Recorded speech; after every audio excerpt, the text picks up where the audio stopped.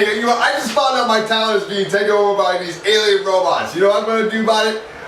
I'm gonna finish this drink.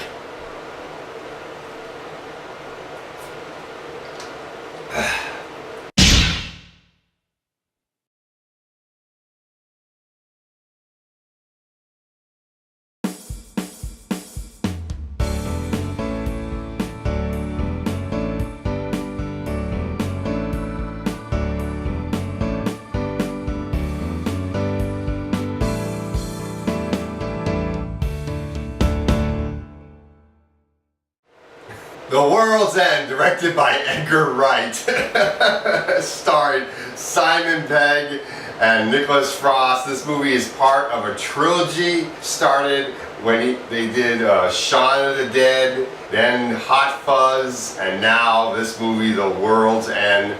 And I have not seen the first two films, but I really want to see the first two films. And this is not like a trilogy like the Dark Knight trilogy or the Star Wars trilogy, the original Star Wars trilogy. This is more like a trilogy of movies that were all directed by the same guy and starred the same two leading actors, Simon Pegg and Nicholas Frost. That's the kind of trilogy that it is, where you say like it's a trilogy.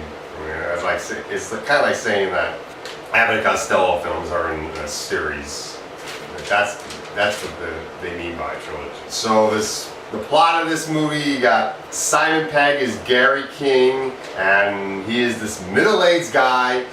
When he was in high school, and he just graduated from high school, he and his 5 friends, they got together and wanted to complete this, what is called the Golden Mile in Nate Haven. This mile of 12 pubs, going from one pub to the next, drinking 12 pints of beer. Actually, this is apple juice. This is not beer. I had you there for a moment, didn't I? And drinking 1 pint from each pub to the next and completing it. And at the same time, not letting anything stand in their way of getting to the last pub, which is called The World's End. And many have tried this Golden Mile, but no one has ever completed the mile, and Gary King wanted to be the first to complete it with his 4 friends, and unfortunately they did not get to complete it. I forget how far they got when they were in high school, but now he wants to get the gang back together and try again, and he's not going to let anything stand in his way, not even the town being taken over by alien robots. That's not going to stop him either. He's going to complete it to the bitter end. Or to the lager end, however you want to look at it. And Nicholas Frost is also great in the movie. Both of them are fantastic. They got this great chemistry. And everyone else has this great chemistry. Patty Consigne's Eddie Marson, who plays Peter. Patty plays Stephen.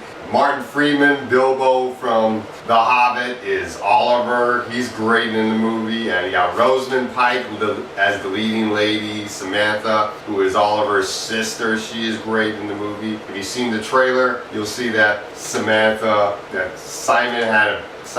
character, Gary, had a thing for Samantha, but you will also find out that when you see the movie that one of the other actors, I'm not going to say which character, also has a thing for Samantha, and so they got this love triangle, and I thought that was done very well. It doesn't feel forced, it feels natural, and it feels believable, as well as the chemistry between all these characters feel believable. The acting, and you really feel like these people are friends, and the subject about aliens in this movie, these alien robots who are called, they go from them being called blue bloods to robots to blue bloods to, because they're filled with ink, to blanks.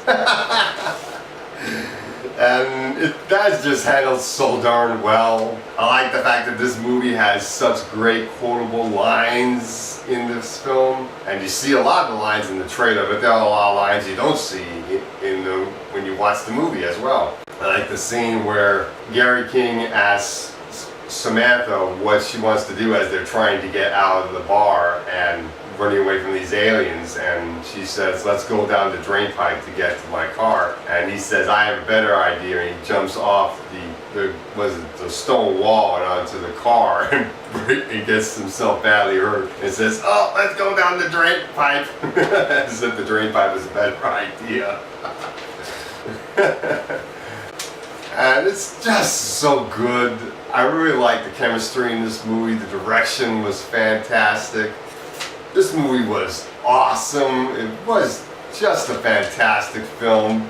Definitely one of the best comedies of this year. I think Anchorman 2 has its work cut out for it when it comes out, because it's going to have to really be very funny in order to beat this movie. So I'm definitely going to give this movie a 10 out of 10. I really did like this movie. Definitely check out The World's End.